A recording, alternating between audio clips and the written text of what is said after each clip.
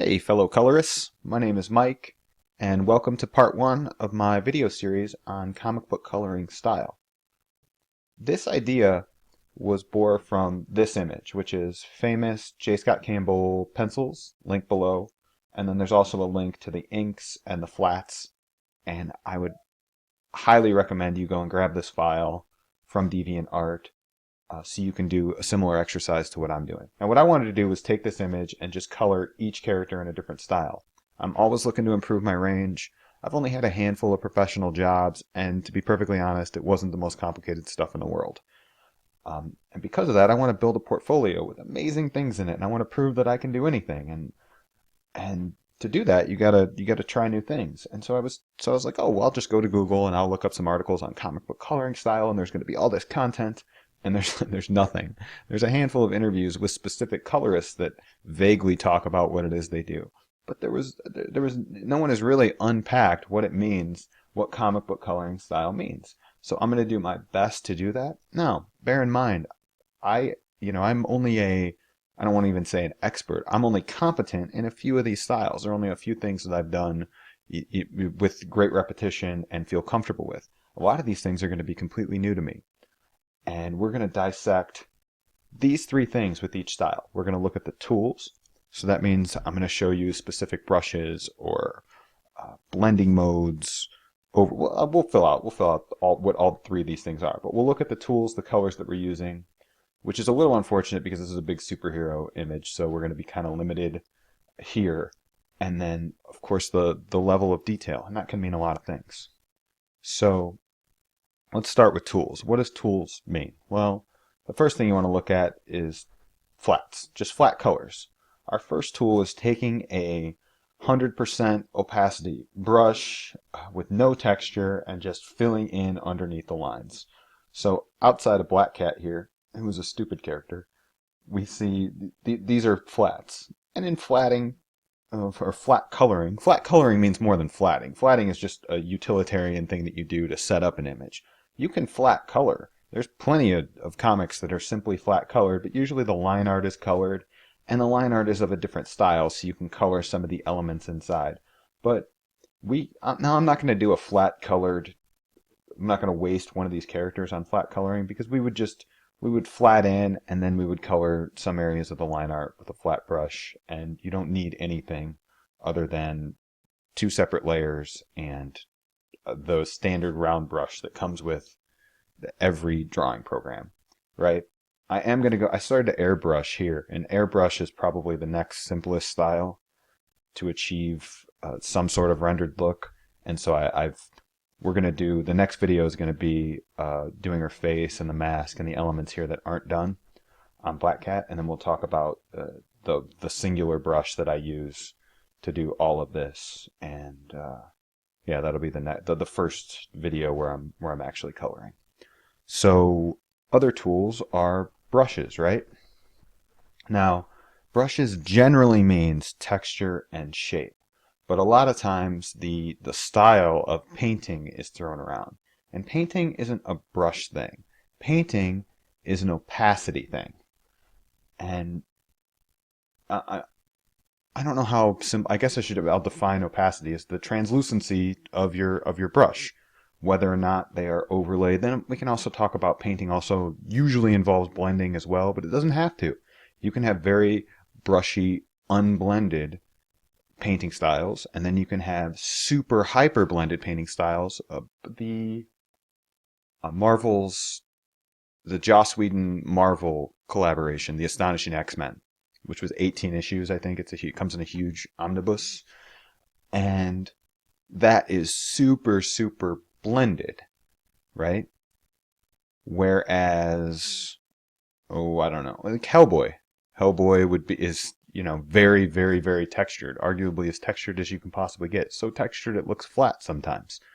And I think at the end of this video, I'll pull up some Google images of comics, and we'll talk about why you take elements from all three of these things, these three pillars of style, and that's what you come up with. So there's a lot of variations here, infinite variations, right? And in tools, I would also argue that gradient slash airbrush, because airbrush is really used. The reason that it's so simple to create form, to create shapes, is that you're really creating small gradients everywhere. And airbrushes tend, depending on the settings, they tend to build in a way that's easier to understand, or you can almost do by accident.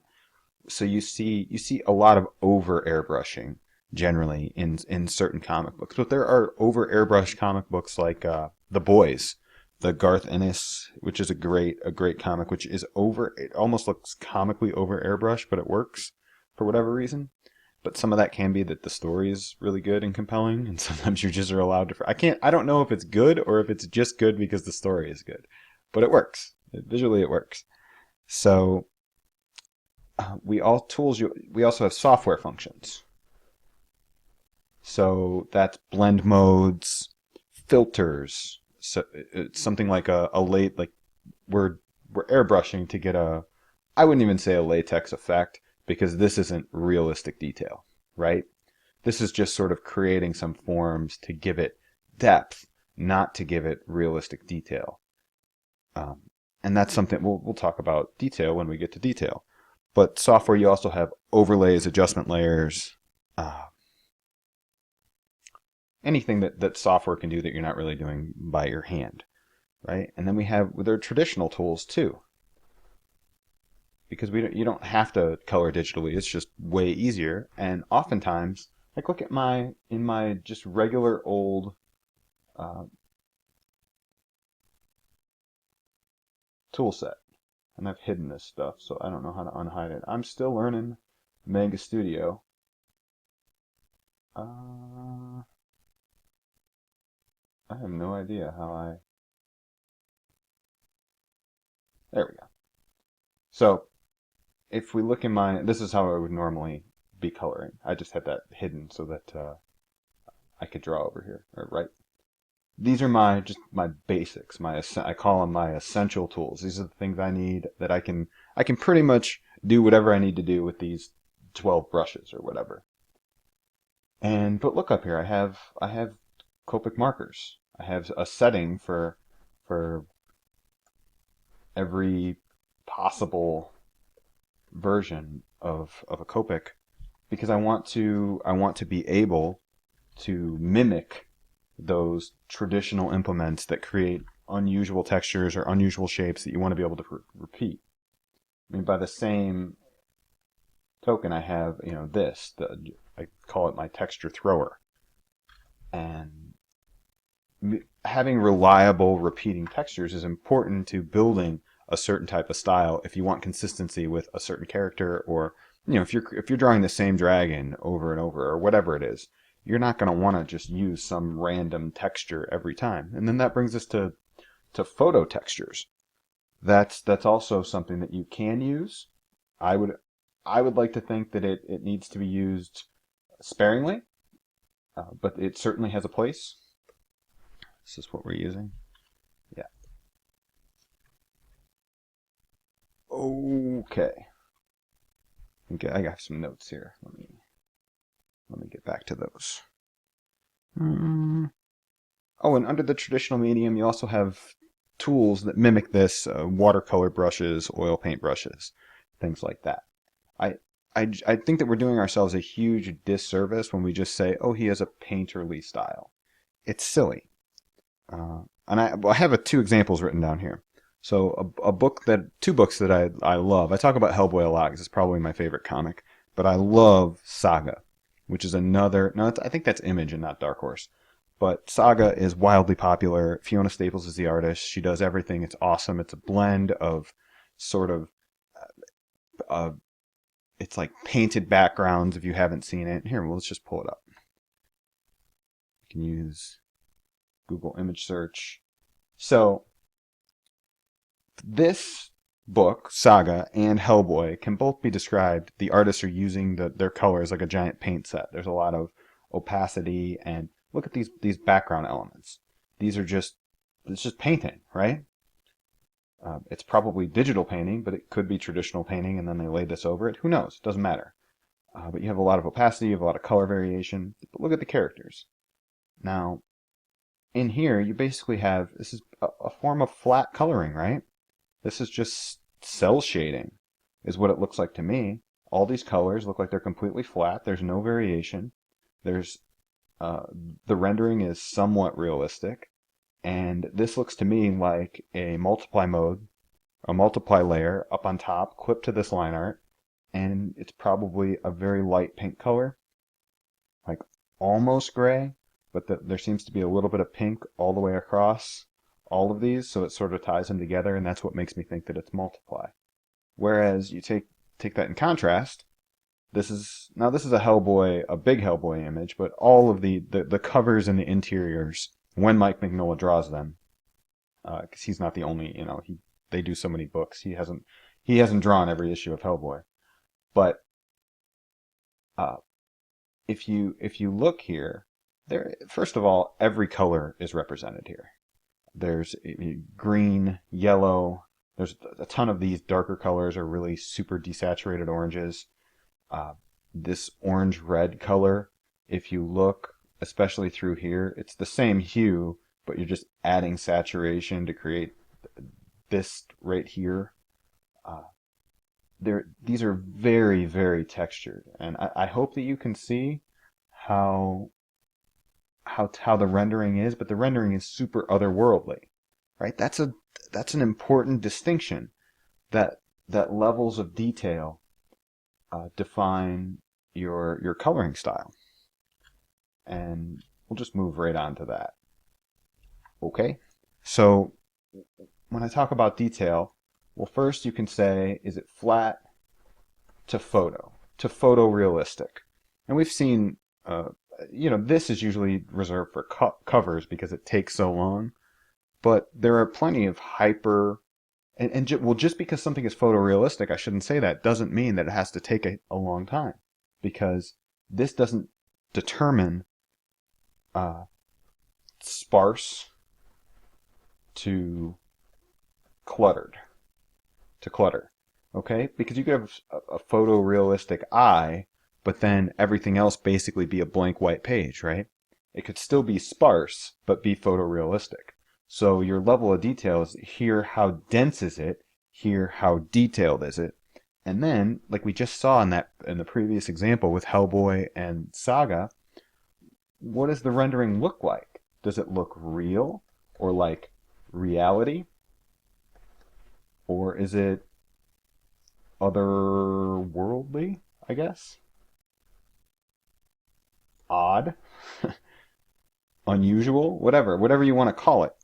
So the rendering, even though it's in a separate world on Saga, it's realistic in a way. Most of it, not all of it. But Hellboy's is very unusual. You have all these super near color values, and almost every pixel is a different color, and there's very little indication of light, even though the figures are almost all covered in negative space. And sure, there are some, when there's a sky, it still has, I mean, not everything looks like it's on another planet, but it's just unusual. And then you have some books, like I was just reading, uh, what's it called? Old World Blues, Old City Blues. This really interesting. I was just reading the first couple issues of, it's a future dystopian Athens. It's become this super city, and the rendering at times, to denote anger, he was just taking a Sharpie and just smashing it across the page. With no real direction or indication, but but it worked. It worked completely, and it was just odd, right? But it served a complete narrative purpose, and that was certainly an element of style. And then here we're going to talk about color. So the first thing that we should look at is saturation. Now, this doesn't hold completely, but in a lot of superhero books, the colors are very saturated. The reds look very red, right? Now, saturation, in case you don't know, you should know, but you could be new to this. I don't know. So I'm going to explain saturation. This is that's red, right? That's as saturated as you get in terms of red. But this is still red. Now, some of you might call that pink, but it's still a shade of red, and it's just got less color in it. The more color in it, these are the same color, right? There's just more of the color over here. And then this just determines how much black and how much white. And then that's when you talk about lightness, light to dark, saturation, or value.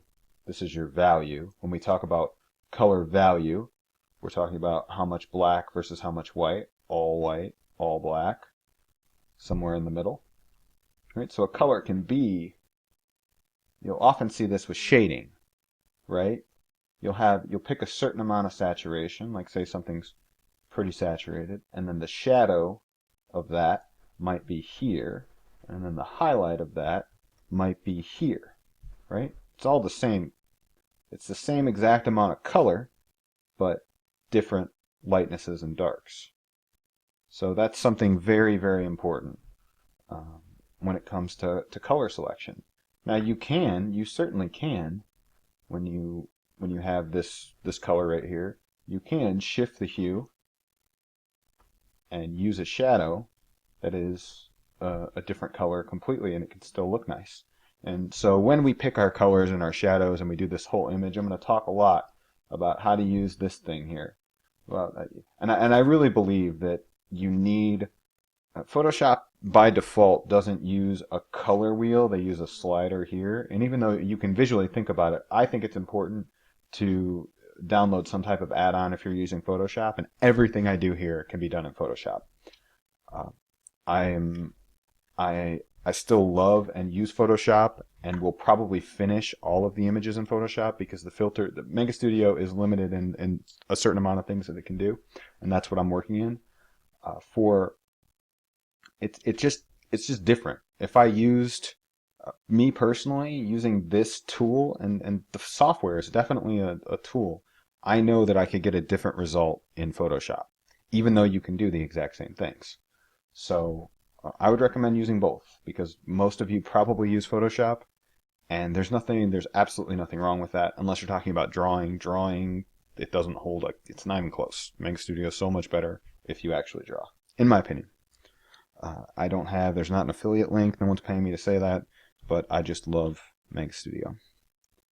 So, where are we? We're on colors, so saturation is something, right? Now, also, whoops.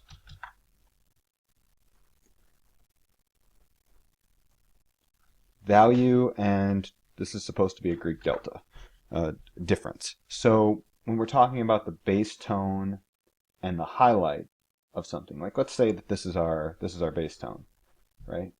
Now, for a certain style of comic, our highlight might just be a little more saturated and a little higher in value, a little closer to white. But it also might be the complete lightest you can get. Our highlight might be white. Now, example of that, look over here on Black Cat. Now, she does have white hair and sort of a black latex suit, but you can see there are little dots. The highlights go all the way to white, and that is due to a material choice because of what her thing is made out of, not necessarily because that's your style. But this is a big thing. How far apart in value and saturation are there hue shifts? The contrast between the colors. The ultimate contrast is black to white, right? And that's why this is so easy to read. But let me give you a different example. All right, we'll take this red color, and I'm going to take my flat brush here. All right, this is what I use for. And then I'm going to take a blue color here, and I'm going to take Shelly, and I'm going to write on this. Red to blue is not easy to read, generally speaking. The contrast is considered poor if you're trying to read these two colors. Some of this stuff you can learn from graphic design or web design, but red to green is probably the worst, right? Like this is what the old colorblind test when you're trying to read, especially if it's kind of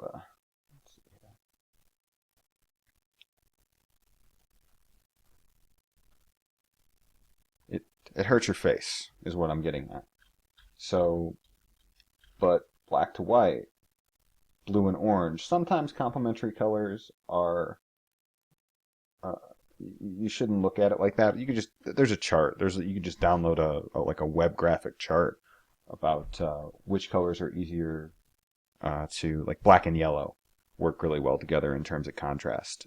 And that's just in readability, but you can apply those things to comic book coloring. And a lot of times you're going to have every color in it, especially if it's a cover and there's a background.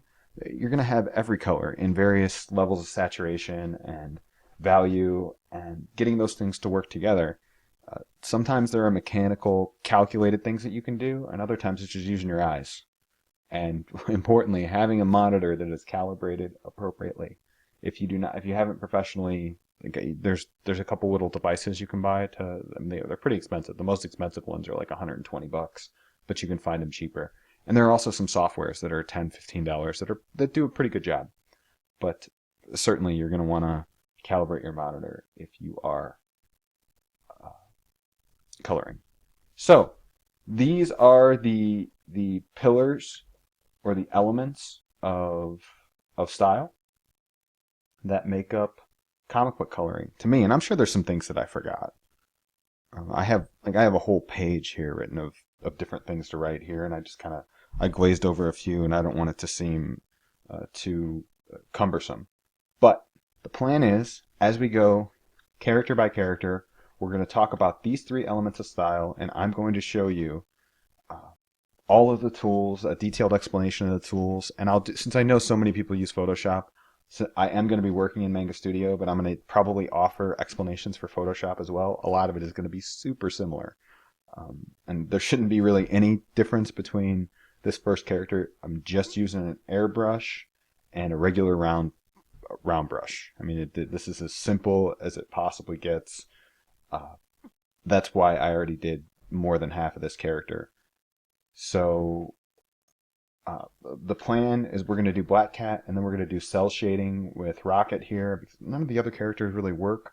I am going to rough up and ruin a lot of these inks, these beautiful smooth inks, so that we can get something that a little bit more appropriate, because a huge element of the style that you're using is going to be dictated by the art. I can't believe that I never said that. Like, every colorist mantra needs to be serve your artwork.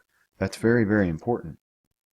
And Fiona Staples, that saga style isn't going to really work with these super hatched, scribbly images, right? So I'm just going to delete a lot of that. It's probably going to look weird. I think we'll do a saga style with Mary Jane here, maybe. And Spidey I want to do as a Frank Miller silhouette. And kind of like the Sin City, where there will be detail in here, so I'm probably just going to redraw everything on the interior and not mess with the exterior lines. The only thing that's messing me up is, I don't know if you know this, it looks like Sarah Jean Underwood, but this is Magic. And she is a stupid character that I want to delete. Number one, because she's a sorceress with a 6-foot sword who looks like she belongs in Maxim magazine. This does not make any sense. All right? A sorceress doesn't show her belly button.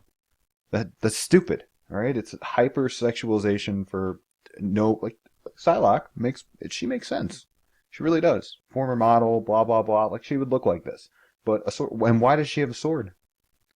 She can travel interdimensionally and teleport people to different universes, yet she carries around a 6-foot sword. A sword what is she, the strongest? She's also Hulk strong.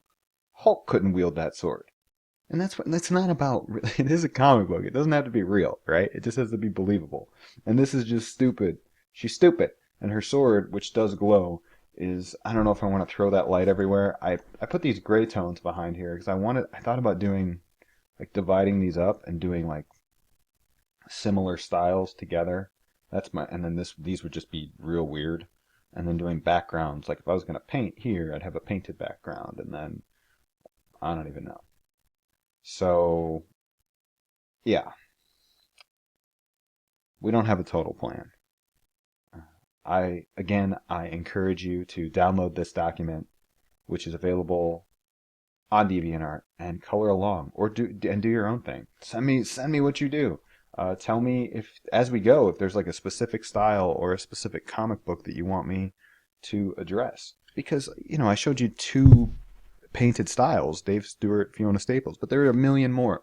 Think about the Marta Gracia and the Inhumans work, which I love and I've talked about.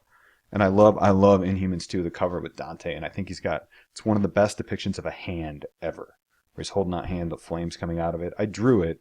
If you want to color it, I didn't do it, man. I didn't draw it well. I'm not very good at drawing, but I'm learning. I'm really working hard. But maybe a month ago or so, on my DeviantArt page, I drew that cover and inked it, and then I started to. It's basically just line art with a little bit of contour. I didn't heavily ink it yet, the version that I posted, because I just wanted to recreate that cover in a different style, because the original one is just painting over Joe Mad's pencils, I believe. At least that's what it looks like. It looks like pencils with you turn the value up a little bit and darken them up, and then you just kind of painted underneath them and lightened them in places and colored them in places. I could be wrong. So, anyways, that's the plan. That's what we're gonna do. I hope that this has been interesting, and I look forward to coloring all these individual characters and talking about all this stuff and making some brushes and exploring some styles that I'm super uncomfortable with, and creating things that you can, some of this stuff isn't going to be perfect. Some of it's going to look good, some of it's not. But it's an exploration exercise. I want to get better, and I hope you do too. And so come along with me. And thanks for watching this video, and look forward over the next couple weeks as we knock out. I'm going to do at least one character a day. I want to shoot for that. So some days there'll be 2 and 3, and some days there'll be none. But I'll do my best. Okay.